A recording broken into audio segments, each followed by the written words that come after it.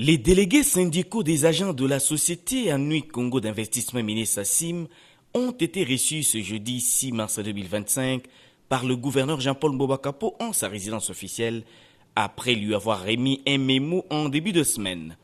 Ils viennent s'imprégner de l'évolution de leur dossier relatif à l'abrogation de l'arrêté ministériel qui asphyxierait le fonctionnement de la société.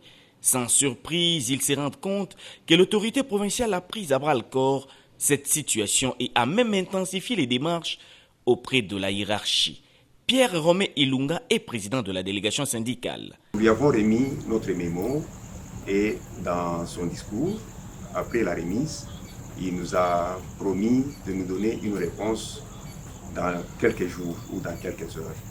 Et comme les travailleurs attendent impatiemment cette réponse-là, c'est ainsi que nous avons trouvé bon de venir auprès de son Excellence pour avoir ou trouver quelque chose à dire à nos amis travailleurs qui nous ont mandatés.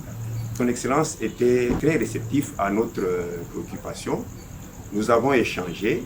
Il nous a dit le même jour qu'il a contacté le ministre de l'Intérieur et il est en train de rédiger un rapport.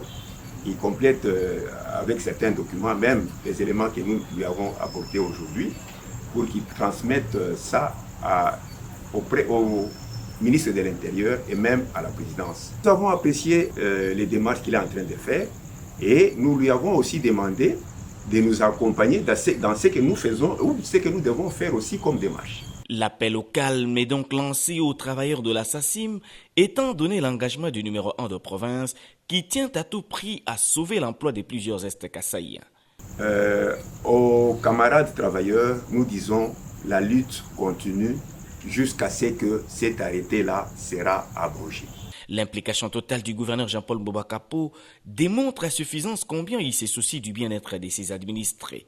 Rappelons que le lundi dernier, les agents de la SACIM ont manifesté pour réclamer l'abrogation de l'arrêté ministériel à la base, disent-ils, de la descente aux enfers de la société. À ces jours, ils accusent plusieurs mois d'arriérés et comptent plus sur le management du gouverneur pour les sortir de cette impasse.